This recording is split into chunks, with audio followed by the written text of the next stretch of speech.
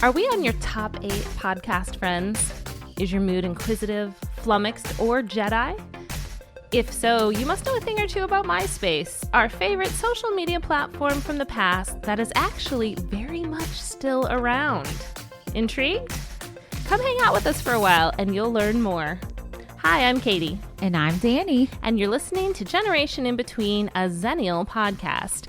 And today we are talking about the once rampant, now assumed defunct social media platform, MySpace.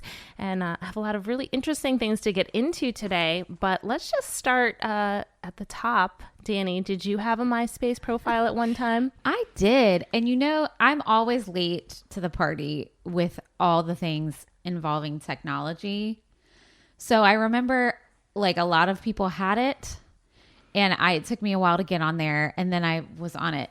And I'm like forgetting. I can't wait to hear all the things you're going to say because I can't even remember how it worked. Mm-hmm. All I remember is that I could put music and I would change the music and like colors and stuff. Yeah, that's all I remember. I can't remember anything else. Yeah.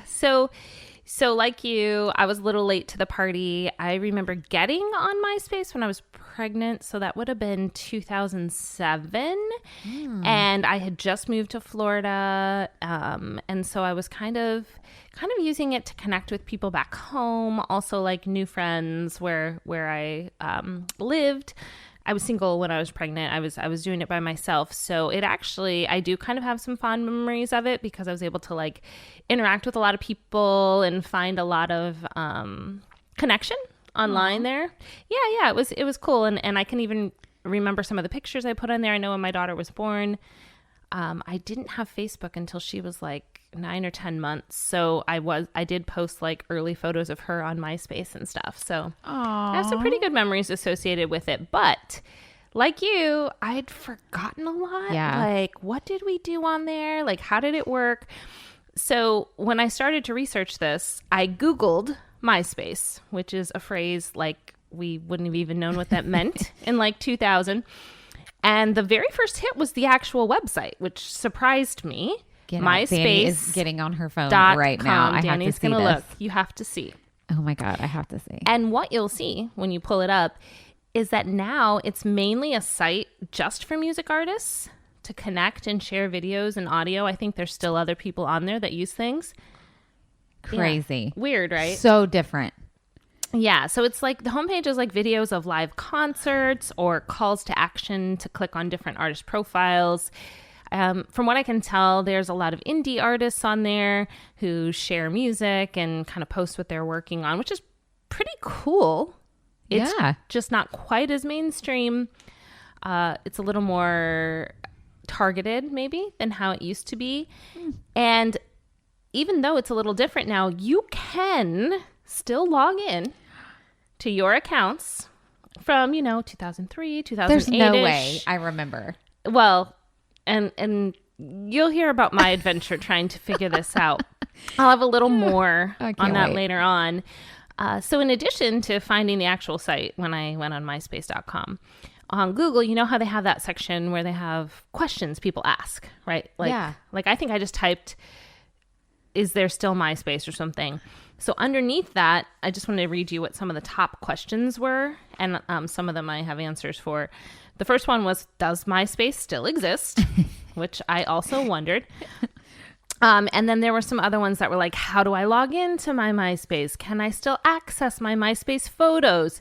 Things like that, which the answer is actually yes to all of that, which we'll get into. But the answer to that top question, does MySpace still exist, is from an article from LifeWire. If you go to myspace.com, you'll see that it is still very much alive, though it has mostly transitioned away from social networking to become a curated music and entertainment site. But listen to this. As of 2019, the site still boasted over 7 million monthly visits, which, and again, we'll talk about these a little later, when we compare it to like Facebook, TikTok, Snapchat, Instagram numbers, that's not much. But still, 7 million's more than I would have guessed. Right, when I thought it didn't even exist anymore. Exactly. So you're surprised that A, it's still there, and B, it's kind of still got some things going on? And you know what else surprises me? I did not realize it was 2003. Yeah. Yeah. I wasn't on it till 2007. So kind of like you said. How do you remember that? I can't even remember what year it was. Well, because I was pregnant. That's the only reason I remember. Okay. Yeah. I can't remember. I can remember accessing it from a desktop computer. Okay. Same. And let's see. I got married in 2005 and had Caden in 2006. And I was on there before that. So maybe I wasn't too late to the party. You must not have been. I can remember messing with it so my husband and I lived together for a couple years before we got married, and he was military, and we were stationed in Del Rio, Texas. So yeah, when I remember doing MySpace from that horrible apartment we had there, I remember doing it. So that was like, I wasn't late to the party. No, you really weren't. Okay. Because once it came online, as we'll hear in the next couple minutes, it really kind of caught on really quickly. So let's just kind of start there. What is MySpace? So here we go. And if you have sort of heard your parents talking about it, kids, or if you were even a generation, maybe some boomers out there who never got into MySpace, this might be a refresher or something you're hearing for the first time. So MySpace is a social network that launched in 2003. It's most known for features like you could pick, do you remember this? You could pick what mood you were in from a big drop down. I do, now that you're talking about it. And if you knew what word you wanted, you could start typing it in and it would pop up. So I looked at the list. It's over 200. And there was angsty, apathetic, breezy, excited, Jedi, dorky, fermented. I wish I had used that one. Jubilant, pugnacious, and then there's a whole bunch more. And actually, you can do that on Facebook. With emojis, right? Yeah. See, this was pre-emoji. And yeah, so a lot of the things that MySpace did, some of the other social networks have now sort of taken and evolved a little bit and still use. So that's one of them. Interesting. And then you can pick your top 8 friends to list on your profile. Oh yeah, your top 8. That was 8. Okay. Now I get the intro. Now I get it. Yes. Which, how that didn't cause more drama. Well, maybe it did. I don't know. I'm not sure. And then you could add music to your profile. So if I went to Danny's page, whatever song she picked would play, and you could change that out. I wish I could remember. I'm sure it was a boy band of some sort, if I had to guess. And then you could adjust the template, which is different, I feel like, than really any other social site. Yes. You could adjust the color, the font, the look, and they would have full templates, whatever that you could pick. And that was fun too. Do you remember yours? I feel like it was pink. Same. Yeah. I think mine, I don't remember my template, but I can remember the colors. It was pink and purple and something like that. Same. Well, and we'll talk about, spoiler alert, I was not able to hack into my old MySpace yet. I'm working on it, but I'll explain the steps that went into that so that if you would like to try, you can also try. But features on the page included posts, but I don't know if you remember this, they were called bulletins. Vaguely remember that. So they were kind of like an update, what you're up to, whatever. They had an IM feature, which is similar to, chat that we have in Instagram and Facebook and Snap. MySpace TV, which was video sharing. I don't remember that. I don't remember that at all. News, which you could access. There was also a classified section, a karaoke section, but I don't remember that. I don't remember that either. I don't remember that either. Unless I came later, maybe I don't remember any of this stuff. Using it. It's called a middle age, I guess. We just don't remember any of this. Or we were just happy about the template and the music and well, that's good enough. We don't care what else you do. Or that. There were also some polls and forums. I vaguely remember doing a couple polls on there. I don't remember what they would have been about, but I vaguely remember that. Okay, so tell me if you remember this. The site was founded by Tom Anderson. Tom. And that photo of Tom, I almost printed it out to have you describe. I can see it in my brain. But can you kind of in your brain explain what Tom's picture looked like? All right. Yeah. Why do I remember that? Isn't that weird? I guess because too. he's automatically remember that. Isn't that weird? I guess because he's automatically in your friend list, right? When you became, yeah.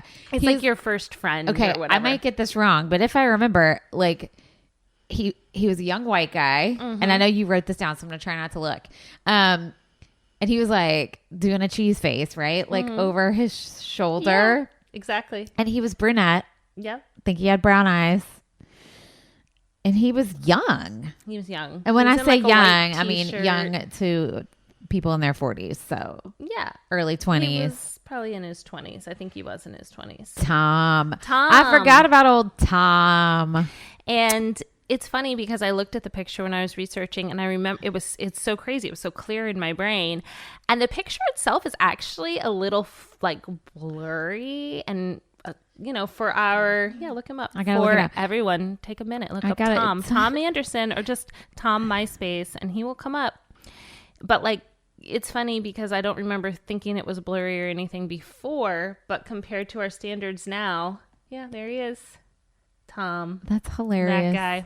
Everybody look it up. Yeah. Yeah, that's exactly how I remember old Tom. It just looks like a regular old white dude, right? Yeah. Like, we really should look up what he looks like now. Ooh, I'll do that. Keep talking. You do that. Well, what I was going to say next is just that I know a lot of times people think of MySpace as sort of like the first social network, or the first one that really was adopted mainstream.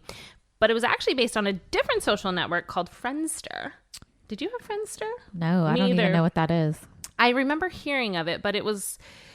So the info on that is it was started in a basement in 2002, so not too long before MySpace. 10 friends, and they went live that same month, and they had several hundred users within a few weeks. And then by the end of by early 2003, they had over 3 million users. And it became the world's first social media platform that engaged the mainstream. So that was pre-MySpace. So much tech stuff starts in basements or garages. I know, right? Just friends like, hey, let's do this together. So following up sort of on that, I'm assuming our guy Tom had a Friendster account. MySpace was born as a way to connect with other people online, but it was like wildly more popular than Friendster. And maybe that's because people were already kind of used to Friendster. So in its first month, 1 million new users. And within that first year, 5 million. And MySpace was the most visited social network from 2005 to 2008. So in 2006, that's about 2 years after MySpace launched, it was visited more times than Google Search and Yahoo Mail. Wow. And it became the most visited website in the United States. That's how big it was. That's crazy. Yahoo Mail, which I still have a Yahoo Mail account, P.S. I was looking through it yesterday for old MySpace emails. I still have Yahoo Mail, which everybody now has Gmail almost, I think. Mm-hmm. That's what Yahoo was when it first came out, just to give y'all some context there. Absolutely. And Google search was not a thing yet.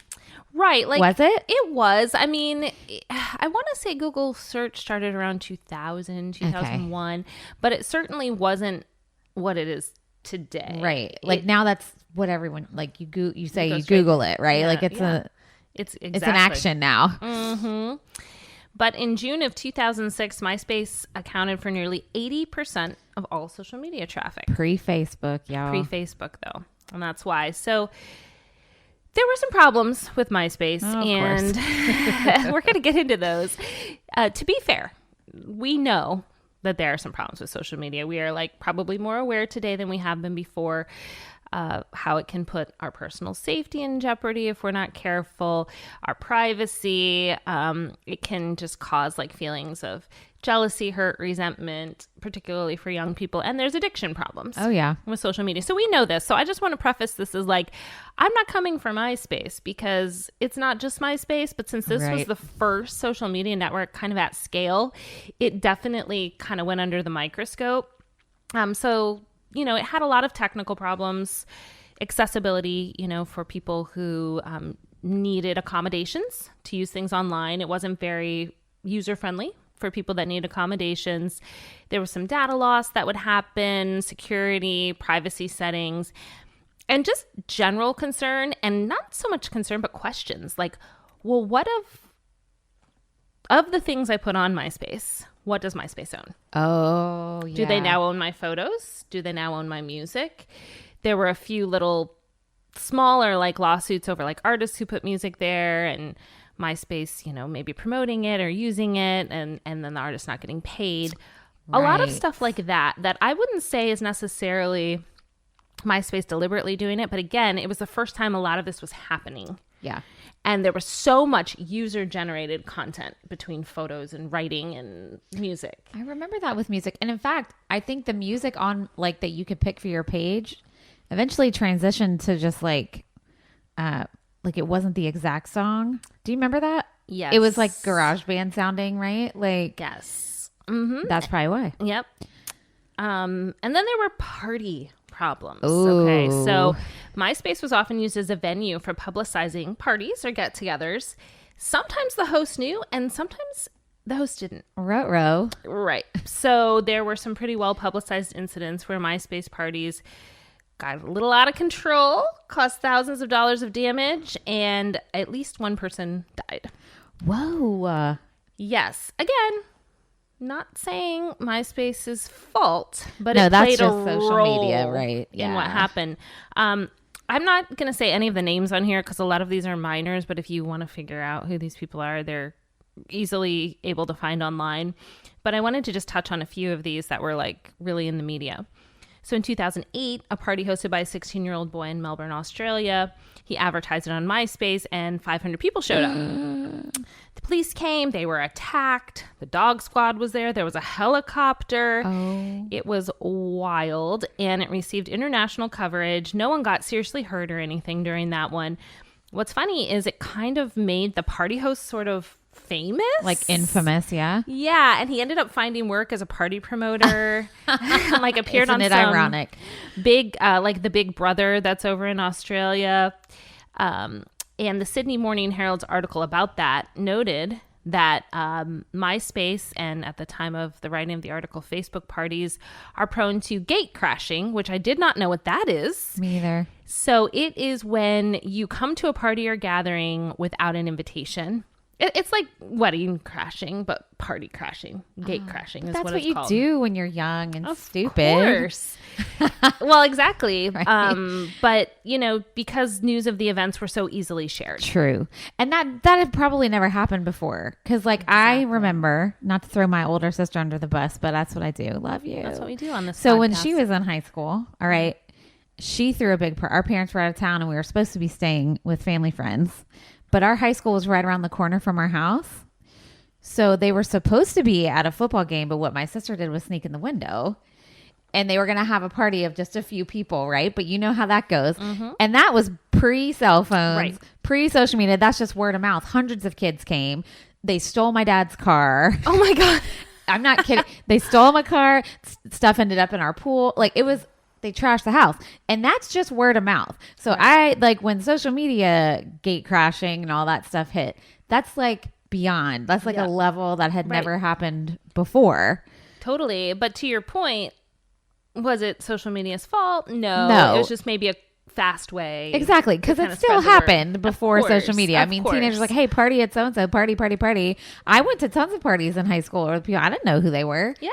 I just, somebody knew somebody who knew somebody that was there. And you showed up. Yeah, high school and college. Absolutely. Oh, yeah, for sure.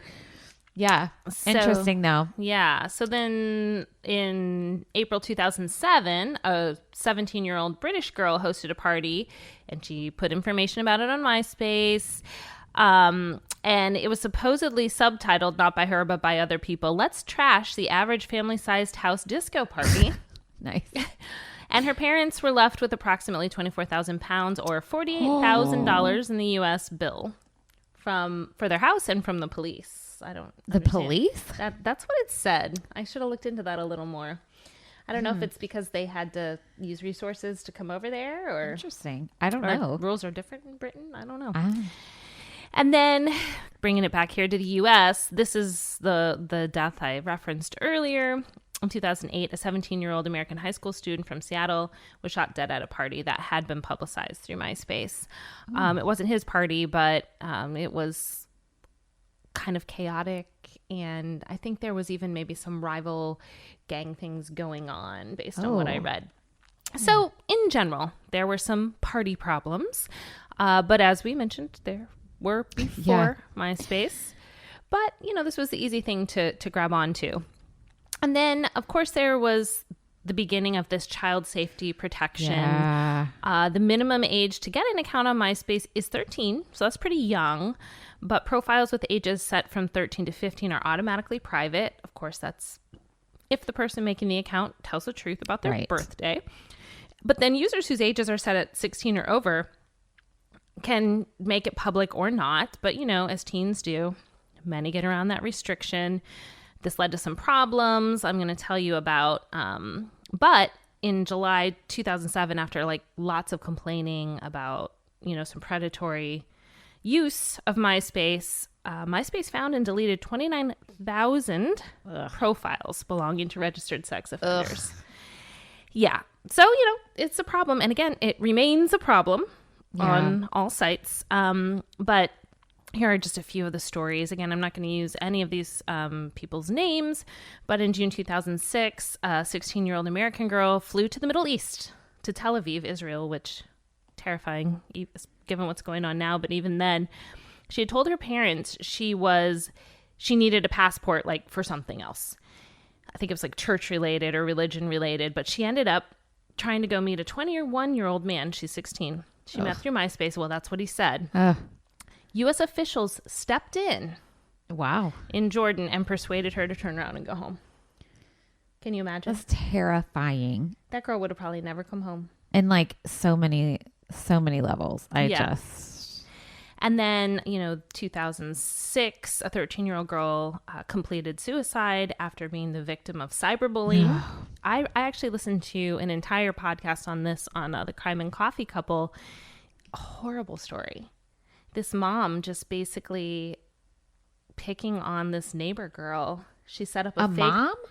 A mom. Like an adult? An adult. She set up a MySpace, pretended she was this guy who had a crush on the girl. Oh, get out of here. And went on for months and then broke up with her, and the girl was upset and killed herself. Killed herself not knowing the truth. That is so heartbreaking. And then as forensic police got into it, they realized what had happened. Oh. Can you imagine? What's wrong with people? I don't. I mean, it'd be bad enough if it was an actual kid. That poor girl. Yep. So in 2007, a U.S. district judge. So I will say a few of the cases I found similar to that did not hold MySpace liable. As we kind of see now, it's sort of it might be the vessel, but people are still responsible for their behavior. Right. However, I do think with how much influence some of these platforms have on young people, even back with MySpace, they really should be doing everything they can to protect children. So in February 2007, a U.S. district judge in Texas dismissed a case when a family sued MySpace for negligence, fraud, and misrepresentation. The girl and the family had been sexually assaulted by a man she met on MySpace. And she said she was 18, but she was only 13. Oh. And the judge dismissed the case and said, this is the quote, "If anyone had a duty to protect young girls, it was her parents, not MySpace."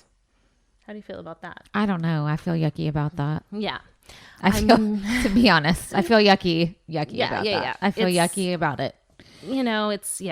So stuff like that was going on. And again, I say this even now about my own kids, which I want to talk about here in just a second with you, because I know you have a teenager and a preteen. There was a study in 2007 in the Journal of Adolescence that did conclude that most teens, adolescents were using MySpace responsibly. And a quote from that report said, "When considered in its proper context, these results indicate that the problem of personal information disclosure on MySpace may not be as widespread as many assume, and that the overwhelming majority of adolescents are responsible using the website." So, we hear these sort of horror stories, and it's important to be aware, certainly. But I've found, and I don't know if it's just because my kids became teens, sort of after the bump of all of this, but they're what I can see, of course, they're teenagers and my preteen, pretty responsible about it. Like they know what That's to good. look for. They keep things private. They've like said, oh yeah, if anyone like creepy or that I don't know does this, I immediately block them. Like they seem to have a little more literacy, social media literacy, if that's a thing, than maybe we had right when MySpace came out. Well, it was new. Right. And parenting kids with social media is new. So it's hard to figure out hard and fast things to say and rules and all the things. It is. Yeah. And as we've seen, there's ways to get around it too. Oh, yeah. Right. So like we've just since a young age been like, you never say your full name. You never say where you go to school. You never say the city that you live in. Like if something is at your house or at your school, it's private, just sort of trying to reiterate these really important safety rules. And honestly, it's important for parents too. Oh, yeah. Well, and like my kids, they don't do social media, but they're gamers, right? Right. So it's the same kind of rules that you have to set. Like don't friend anyone that you don't know. Don't, because they talk to, talk to people and stuff. Like don't friend anyone. If we don't know them, do not friend them, especially for Cooper, who is 11, right? My older son's almost 17. It's a little different for him now. Right. But when, it's like that constant reassessing of like, well, what about this? Well, I don't know. Like maybe we can change that or maybe it's different now. Maybe not. Yeah. So yeah, it's tricky. It's tricky because kids are kids and they're going to find ways around stuff. So it's like you want to give them the skills to make the right choices instead of just banning or whatever. Yeah. Yep. And also too, we always like to explain why. Like if we say, no, you may not do that. Here is why. We can revisit it at a later time if you want. But this is why our reason is no right now. And we did. I mean, we've changed things with my older son as he gets, older. Of course. Yeah. Because like he used to do Snapchat. I don't know. They don't do that anymore. I don't know what the thing is that they do now. My kids still do a lot of Snap. Maybe they still do it. I don't know. And TikTok. Yeah, we don't do TikTok. I don't know. Maybe he does it. I don't know. He does it. I feel like for me, TikTok's fun to watch, but like, and this is my old age filtering through. I don't want to make them. I know. Well, I love watching TikTok. Everybody else's. Because like I just mostly the reason why we don't let them do it is because they're on their phones so much anyway. Right. Like especially with games, like gamers, okay, and YouTube and stuff. It's like I don't want to. And same for me and my husband. We're already on it enough. Like I don't want one more social media thing. That's me too. To keep track of and like. I just can't. I am not on TikTok, but talk to me next week. Maybe I will be. And this podcast might end up on there. I know. You never know. We'll like, I'm a this queen thing on? of putting my foot in my own mouth. I'm like, I'm never going to do that. And then a year later, I'm totally doing it. This will be our first TikTok. Just your audio. I'm never going to do it. I'm never going to do it. I don't need one more thing. See? And ta-da. That's what there happens. There it is. No, but I mean, those are all great points. And I can imagine, I'm trying to think because like, at least we sort of have a heads up because of things like MySpace and Facebook for these other sort of, but to like be a parent that had no experience with any of this, I think that's what I mean. I feel kind of lucky that my kids were like born a little after that and then became teenagers much later because we had a little bit of a heads up to some of this. Right. But well, speaking of, okay, so we know like you and I, we don't even remember how to log into our MySpace. So what happened, right? Because it was really popular. And what happened was basically it lost its popularity contest with Facebook, Twitter, now X, Instagram, Pinterest, you name it, down the road. And as popular as it was, it paled in comparison to how quickly Facebook grew. So in April 2008, and 2008 is the year that Facebook came on, both like widespread. I guess it was available to college students only before that. You had to have Did you watch the email. Social Network? Yeah. So, but where it became sort of like for everyone, both Facebook and MySpace attracted 115 million unique global visitors per month. That's a lot. Yes. And MySpace was still winning in the US. But, and actually in December of 2008, MySpace experienced its peak month, 75.9 million unique visitors that month. But if you remember, and it's okay if you don't because I'm going to tell you, from earlier in the episode, I said that today it has about 7 million visitors per month, which is still a lot. But if you compare it to almost 76 million, you can just see how sharp a drop-off it has been. And if you compare that to today's Facebook numbers, per month, Facebook has 3 billion unique users. It's the world's most widely used social media platform. That's of last month, as of this recording, September 2023. Snapchat has 750, so 10 times Facebook at its peak, monthly users. TikTok has 1 billion, and Instagram has just over 1 billion. A month. So we thought there were a lot of people on MySpace. There are a lot of people on these other things. Do you think maybe that's because it's more accessible than MySpace was when it first came out? Yeah, there's a lot of reasons. There's a few that I'll list here, but I do. And I think just kind of like a culture of social media was born. Yeah, it was still so new. And really, Facebook really took what sort of Friendster and MySpace were doing and really just went all in.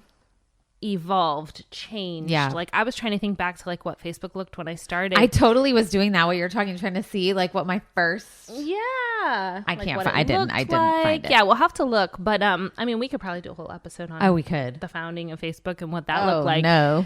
Oh no. Yeah. And here's my first post. But because Facebook was growing, and that's the big one, right? Twitter was growing alongside it, but Facebook was more similar to MySpace than Twitter. Right. So MySpace at that point underwent a series of layoffs, redesigns, but nothing was really working. So in March 2011, it dropped from attracting 95 million per year to 63 within the year. And it's actually a little bit up from that now, but it dropped off pretty quick. And then eventually it evolved into what we talked about at the beginning of the episode, the music and all of that. So most of the things I read stated that while like sites like Facebook and then Twitter, now X, and even video sites like YouTube and Vimeo, they were constantly innovating and offering new features and like changing up the aesthetic, whereas MySpace just kind of like stayed the way it was. Right. And people sort of just like lost interest because, we like the bright, new, shiny thing. So can you access your old MySpace? So the answer is yes. If you have a memory of steel. Yes. So I found some different web pages on instructions on how to do this. One was from 2023, how to log in. But when I tried to do it myself, it took forever. It was a rabbit hole. I tried all these different things. Long story short, I did not get in. Yeah. I'm still determined, though. I'm still going to try. I don't even remember my old email address. Well, I think that's the problem. Yeah. Because I sent a forgot password thing to an email address. I think it was a work email address. Yeah. I mean, from 2007 or something. Right. I can't access that anymore. I don't even remember. So you can use the email or username and your password. If you know those, you're in. But if you don't, my 2008 brain was not able to do that. There is a button where you can log in from Twitter or Facebook if you ever connected the accounts. And I can't remember if I don't think I would have connected my Twitter. I might have. I did more on Twitter back then because I was like an active journalist. So I tweeted a lot. Yeah. But when I tried to do it, they just like gave me errors. Not errors like, oh, you're not connected, but like it would just like, it was almost like just a crappy website feature. And so I tried different browsers to see if it was like, maybe it's a Chrome thing. Maybe it's a Safari thing. Nothing worked. Maybe it's just time out. Like the universe being like, just let it die. Yeah, exactly. Just let it die, Katie. Let the MySpace profile die. Exactly. I went back into my Yahoo because I still have it, even though I don't really use it actively. And I like looked up MySpace and I did find some emails like, I don't know if you remember, and Facebook does this still, but I have these turned off, where they would email you every time someone did something. Yeah. Someone liked something, you got an email. Someone left a comment, you got an email. Someone wanted to be your friend, you got an email. Yes. And I think you can still technically do that for Facebook, but I would say most of us have defaulted to not doing that. And we just like log in and read our notifications and not get an email. But my Yahoo had tons of these emails. That's hilarious. But I just couldn't. But then when I tried to email myself the password, it didn't work. So anyway, if anyone listening is like, oh, I'm going to give it a try and gets back in. Okay. Oh my gosh. If you want to look mine up once you're in there. Well, actually, and that was the other thing I tried to do. I tried to look mine up just to see it because I was able to figure out my username. Oh, you did? I did figure out my I don't username. think I can even remember that. But this is how long ago it was as far as like not needing a whole bunch on your username. It was literally K Powalski. That's my maiden name. Just K Powalski. That was my whole username. That's not like probably what mine was. Well, I mean, obviously it wasn't your name, but, like, but that's my guess. Because I was a good social media user, my account is private. Oh, so see, I tried to just look it up, and it was like, oh, this account is, I think it said restricted. You have to be her friend to see it, and I was like, oh, so I still couldn't see it. I tried everything. I don't think I was very smart at the time. I don't know. I'm gonna have to. We may have to add in. I'll see what I can find. Yeah. If we'll do a little addendum if we need to. So all that to say, if you had a MySpace page back in the day, you can still access it. If you remember or have an email that they can send a forgot password to, or if for some reason the feature where you log in from Facebook or Twitter works for you, which it might. It did not work for me.